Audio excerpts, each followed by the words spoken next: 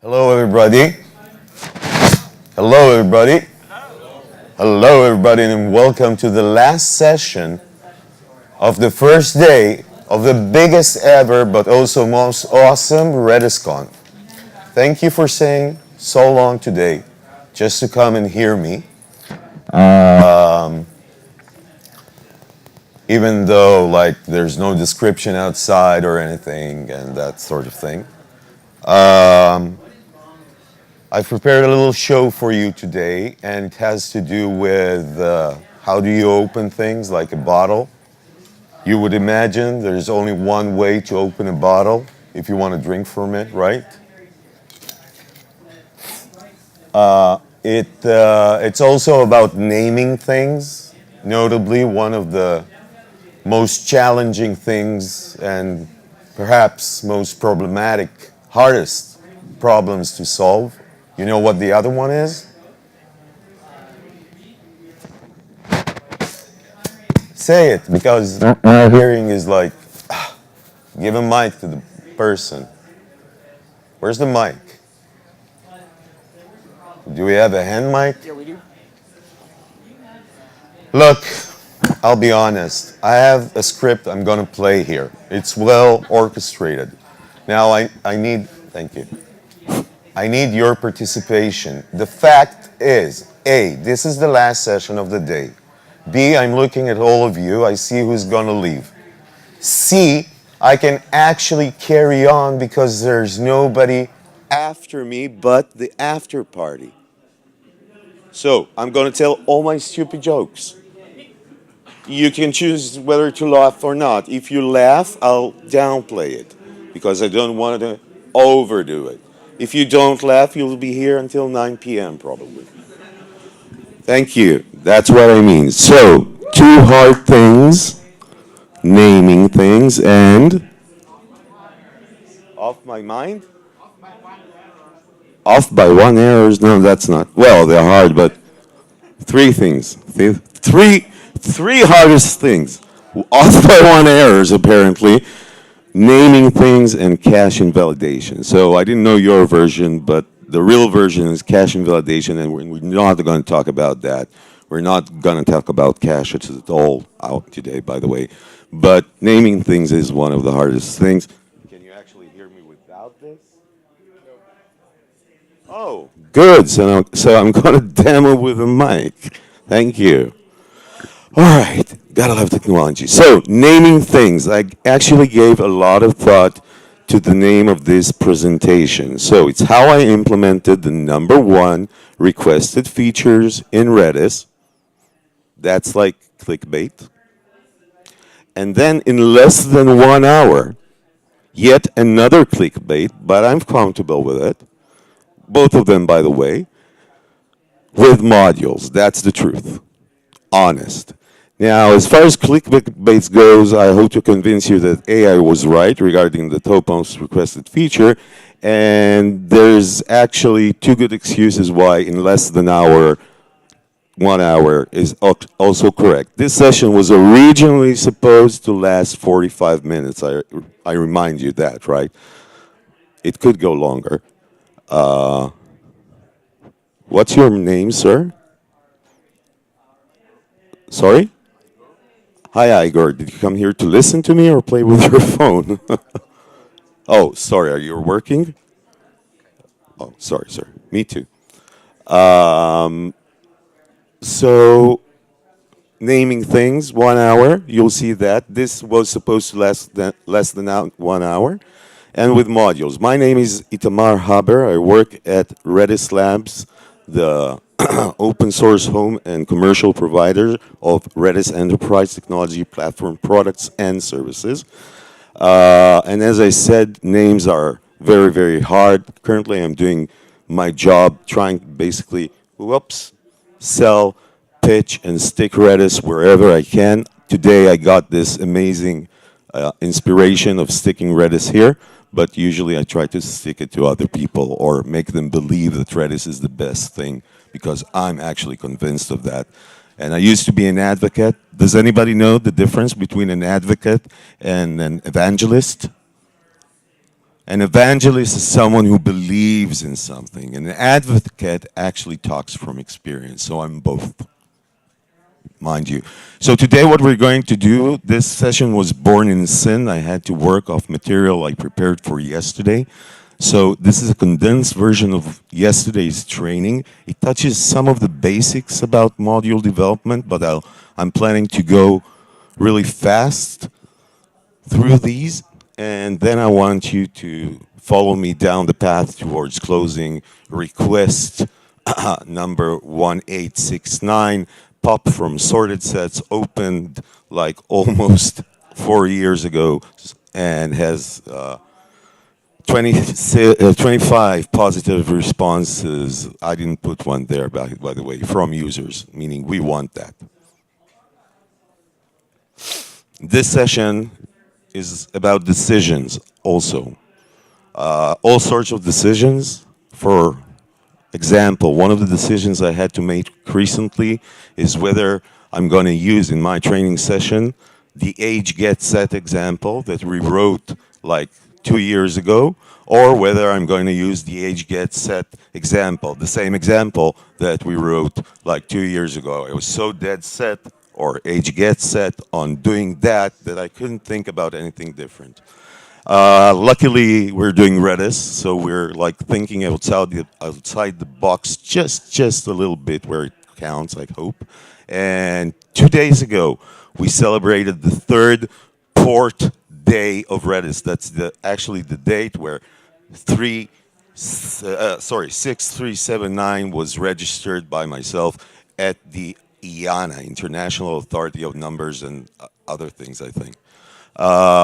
So that's good. It's unrelated, by the way, but it's close enough date-wise that I should remind you of that because it's well-known trivia, at least to me.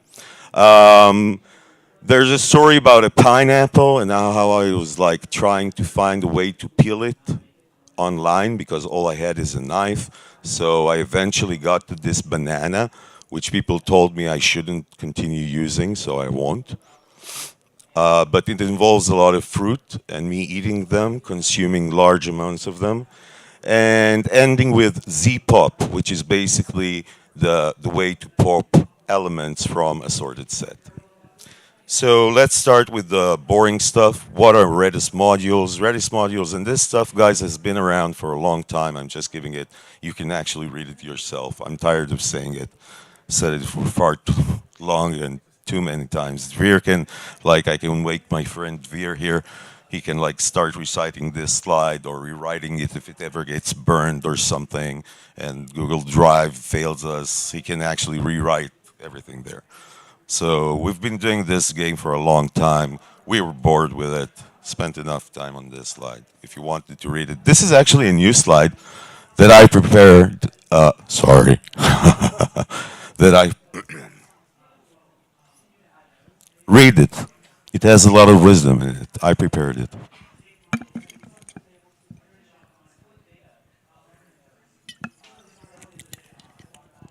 So it's basically designed to discourage you from writing a module. Yes, the errors are right.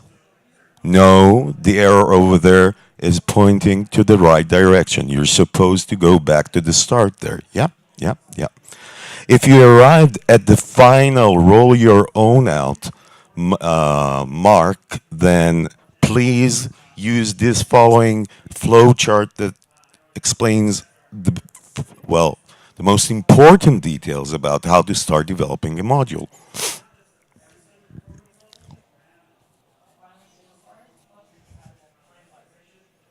Guys, naming things is hard. I came with the name for my module, Zpop, only today. And I've been working on it for like 5 days. And under an hour, and I'll convince you of that as well. I'm not a liar. I'm just stretching things a little or condensing them. So this is how a module looks like. Basically, it's a bunch of commands with the same signature over and over again. You give a command a name because it's C. So this is my command. I need to give it some sort of a C-ish name. It could be a very long name like my Redis module super uber special command or whatever naming convention I want. It gets in two, or sorry, three, off by one arguments. One of them is the calls context. The other are the calls arguments or a pointer to a point of chars or Redis strings actually, and then a final count of arguments. And then you do whatever you think you're supposed to do in between before returning a Redis module OK constant. That's it. That's every Redis module command. Your code here is where the fun begins, right? This is where we all love development.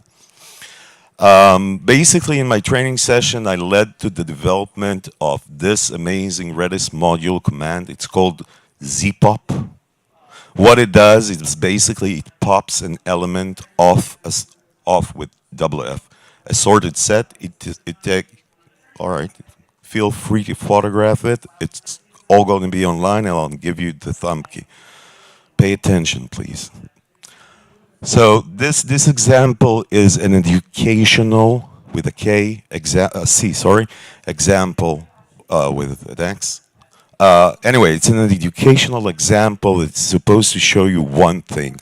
You can do fun things with modules using an API, which we call the high-level API. It's the every time you see a Redis module underscore call, that's the high-level API. It lets you treat or write modules like you would write Lua programs, perhaps. Lua scripts, Redis Lua scripts program. But since it's C, it's much more verbose and intimidating and all that. But it's possible, and that's the way I started using, by the way, the Redis module API. But this is where the fun stops when you're training. This material, doing it seriously, takes 1 hour.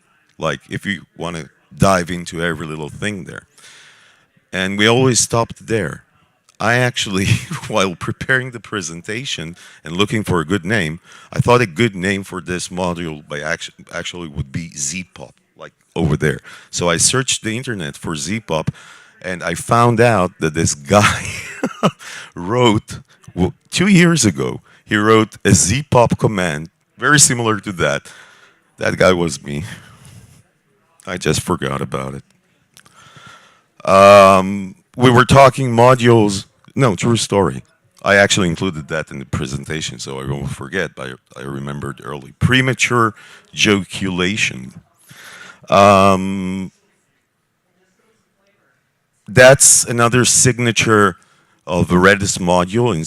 You're supposed to include the header file, you're supposed to do these commands, and then last but not least, you're supposed to register your module. This is the entry point where Redis actually loads your module. So this is just an example, again, very educational, that shows how to do it for completeness sake. Then you get a bunch of boilerplate instructions that actually Dvir put together as far as I remember. Copy paste, but it actually works, so why change it? It works on my Mac, and I think it worked on my Linux, so good enough for me. And you actually got a demo of this command. It's fun, and this is a very educational, or this was the educational part of the presentation up until now.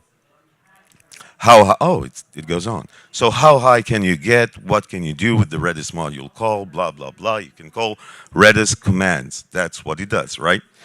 And it's not that slow, by the way. Using it is not very slow, but saying high level all the time indicates there's the notion of something else, something perhaps lower, like the opposite of high. And actually, the example starts using the low-level API. The Redis call thing, the Redis module call thing is the high-level API, but we use low-level API. They're not intimidating. They can be just helpers like returning an error message or something like that. I told you that this is it's an exceptional educational example. That's a good one. So I'm explaining to you why we did Zpop, but I'm actually leading you to my activities or forays in the last few days. So The low-level APIs are actually much more fun and deserve their own place, like half an hour, like what I have now. And yesterday I only had half an hour to get to this point. So I condensed yesterday's half hour and managed to pull off a few neat tricks, like you can implement a blocking Zpop, which is a totally different thing as compared to the regular Zpop. A Zpop just returns null or nil if the key that it tries to pop from is non-existent. A blocking Zpop, much like a BL or BR pop from a list, blocks the client. This opens like a whole new world of possibilities. I know that one big, huge, major use case for Redis's lists are queues. So you put something in, you expect something at the other end, and if nothing pops at the other end, you just look waiting. Sometimes you do this with the kid. Sometimes you do it with the list, especially if the kid ate a lot of fruit. I know I suffer from that problem when I eat a lot of fruit until something actually pops. I'm joking. Stop me. Thank you, Itai, but you're working with me, so I count that as a mercy joke. Yeah, mercy laugh. All right, so I said, what am I going to do? I'm going to do Zpop, and it's going to be blocking. It's going to be awesome, and then I'm going to do some slides. Up until yesterday, I was like, I pushed the Zpop thing early this morning. I pushed really hard to GitHub, so it got there. And I never got to actually documenting the blocking API, like making a nice slide of it, sort of training style, or the key notifications API, which I intended to, nor did I get to show you how I'm using anti-res's Rax library for actually keeping track of all the things that are happening, because doing a blocking Zpop is a whole different saga in terms of programmatically developmentalism as compared to just your high-level Zpop.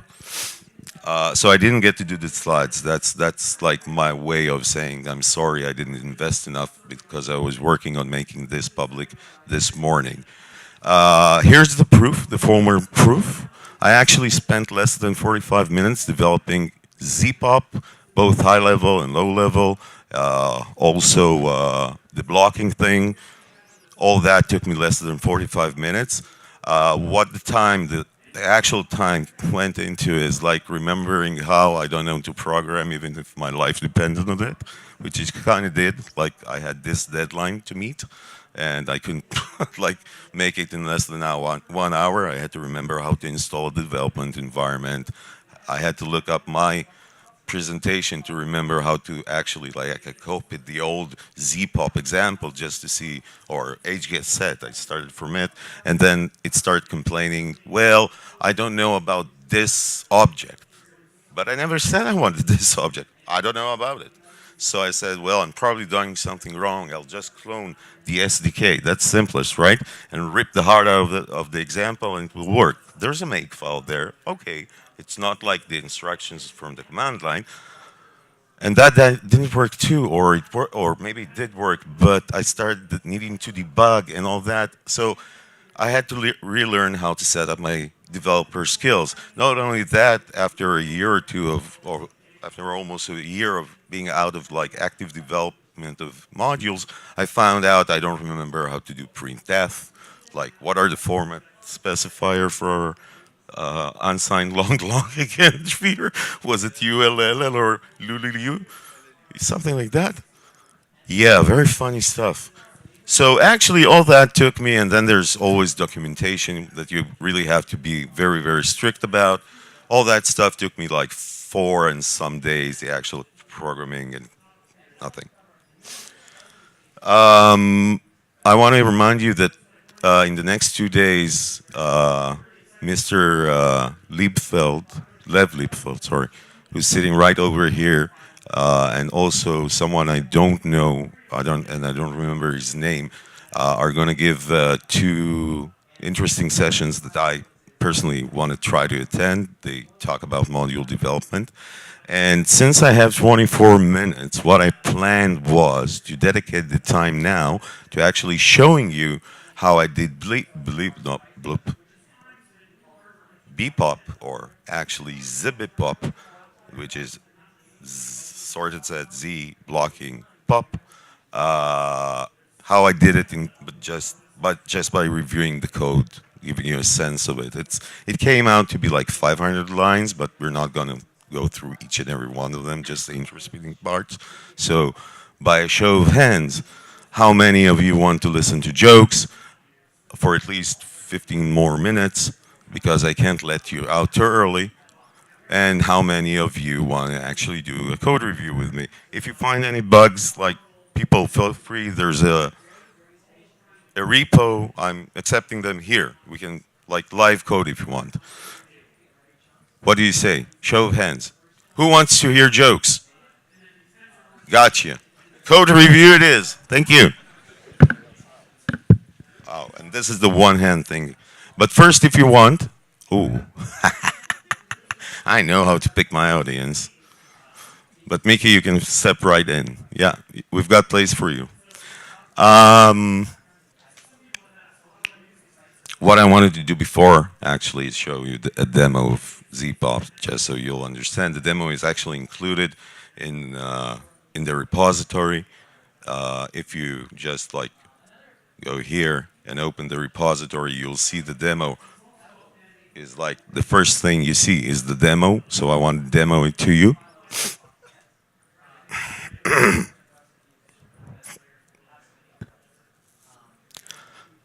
Imagine I did a Git clone, all right? I didn't do Git clone on this one because I actually prepared it locally here. So I did a Git clone. And this is how my thing looks. Very simple. Just an SRC directory. I still need to add tests. That's actually the first and single issue of this repository. I opened it today. To make it, I type make. Nothing for make all, so you can do make clean, right? Because it works. And then you can do make, and then it also should work. It works on my laptop. Never happened to me. It's not supposed to do that. Thank you, Fear. You're my most and best loved audience. I love you, all of you too, but he's like, I don't know what he took and you had him too. You're just laughing. You encourage me. Stop that. Sorry. Where was I? So I made a thing. Yeah, so now I need a server to run it. I do this. Redis. And then I do auto completion. And I get a lot, so I do S. And then 2, so I do E, R. And then what? You can type ver. Like, never mind. Load module. No auto completion here. The Vir once showed me how to do that. And then I load SRC, Zpop. Oh, typo here. Because that's not the module's name, actually. It's called Zpop, like a German would say, Zpop, right? This is correct, okay? You see right here, I hope. It's the right size. No, actually it isn't. So this is just Redis running the Zpop module anyway. Let's open another window, bigger this time. Is that bigger? Can you see that? It looks huge on my screen, but no, not big enough.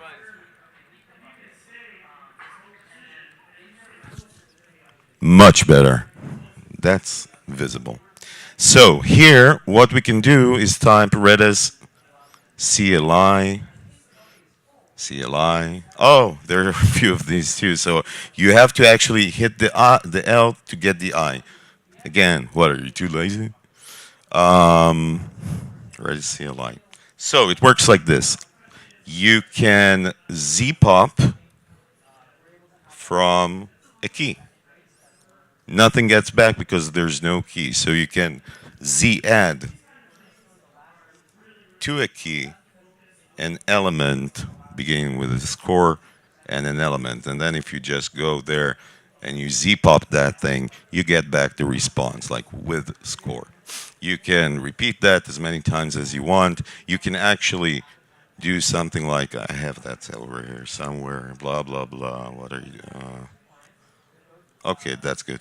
So what happens if I do 3 times? Oh, I don't need, I can copy paste things, yeah. This is a CLI trick. If you put a number in Redis CLI, by the way, unrelated to modules, you get this extra tip just for free. If you put a number, it's very rarely known, by the way. Even Salvatore didn't remember that when he wrote the documentation, and I actually had to remind him. And he wrote the documentation by actually, looking at the source code. So, 3 times zpop, you'd get something like this, like I'm popping the lowest ranking member every time. But if I do the same thing, I can actually do this. Bet you weren't expecting that, right? Amazing. So I can pop from both ends, and I can also blocking pop from both ends. I'll just show one version. So if I try a blocking pop, which looks like that, zip pop. Stop that. Move backwards, like you're the bad kids in the session. I'm trying to zpop or zb pop from key Z, X, and Y just for fun. Now I can pop for like a huge number like this. Oh, this is given in milliseconds, of course. So 100 milliseconds is a huge time for a computer, not person. This passed. We still have 17 minutes. Be prepared to laugh at the correct places, please. Not you two. You're the outliers. So just for demo's sakes, do not do this in production. It's not really a good developmentalism practice to use infinite timeouts. So the expected happens.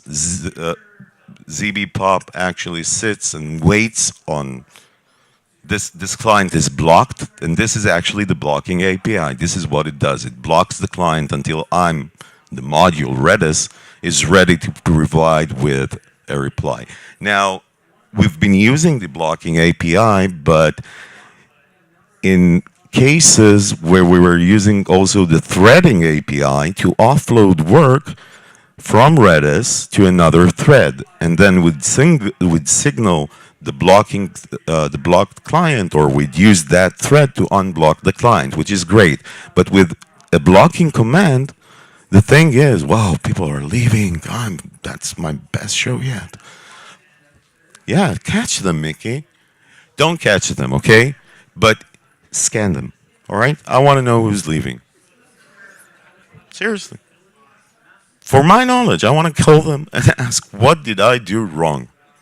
Thank you. And then I'm going to go after other things, maybe, if they allow me or not.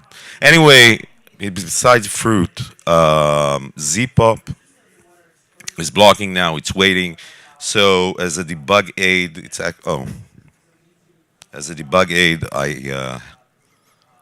I can actually show you what happens inside the thing.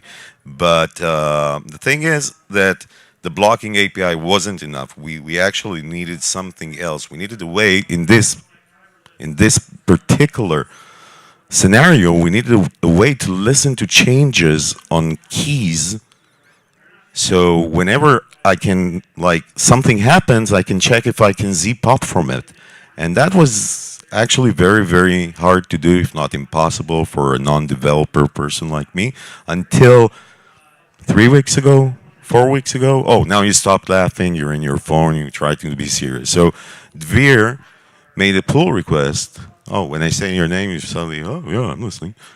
Dvir made a pull request that got merged, and this is the Keyspace notifications API. What it does is what you'd imagine it does. It basically lets a module register in C, a handler for Keyspace notifications. The same Keyspace notifications that Redis allows its users or developers using it, applications to use. So basically, my module can get triggered whenever something happens in the keyspace. Cool, now I can write blocking Zpop, because while I'm blocking, I'm also listening for keyspace notifications. And while I'm listening, I really have to know which clients are basically blocking on which keys. So for that purpose, oh, that's a good part. For that purpose, there are the illustrious zinfo commands, which basically dumps two data structures. They're called regex trees or tries or maybe just rexes. I don't know. Anti-Res prepared a little nice drop-in thing library that I use. Redis also uses it. It's inspired by Veer's effort, so it's amazing. So the first response is like, I'm blocking on first, like key X is currently being blocked upon, and you can see that client number 3 or connection ID number 3 is the blocker. The same for Y, the same for key Z. And then you can see the opposing list or the opposing mapping saying I'm client number 3 and here are the keys I'm blocking on. And then I also went a little crazy and started adding info like statistics, because instead of just calling this debug and getting away with it, I had to like show that I can count things. I love counting things, really. So what would happen, and this is your part to avoid yet another embarrassing joke by me, what would happen if I would to do like ZA by hand, please? Someone? Yeah? No, no, you're Thai. Yeah, oh, thank you. I know you. You sat next to me. No, actually, I sat next to you, I think. Excellent answer, sir. Thank you. That's all I'm looking for, a little cooperation. The blocked client actually popped the minute or 275.51 seconds after I blocked it, because I added a new element and it got released. It can actually do better, because what I can do is block here as well. Let's just for the sake of it also demo. How do you call that? Uh, this one. And we'll block on A, B, and Z indefinitely. And then we'll just open another tab, because blocking this is actually part of the reason why I still don't have tests. I don't know how to test blocking commands, but Veer will help me. All right, so here I wanted to, of course, Redis CLI, no auto completion until the I. Thank you. And let's just for fun's sake see what's happening in the system right now. I'll do Z info. You can see that I have two clients blocking. All right.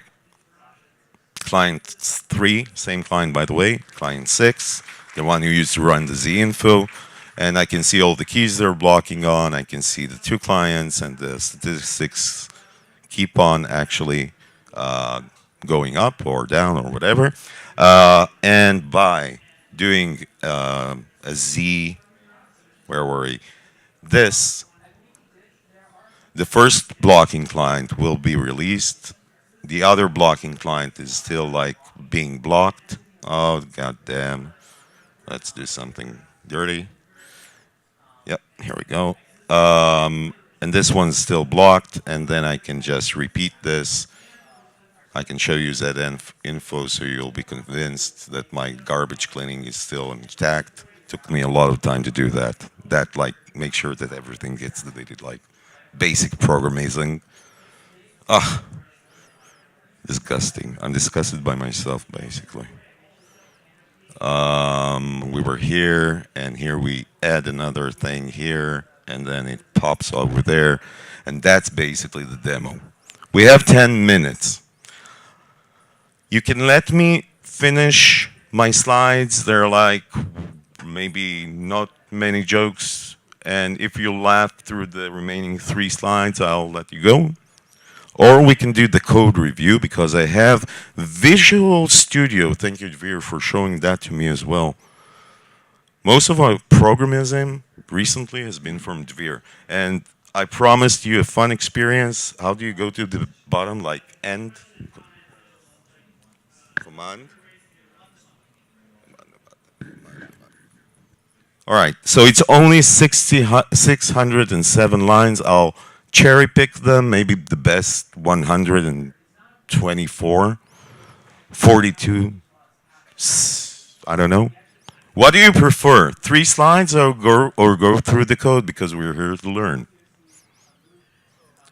3 slides? Thank you. Dvir teaches me everything. 3 slides as is. Thank you. 3 slides. Here we go. So, yeah, 3 slides. Or even just 2. We're there.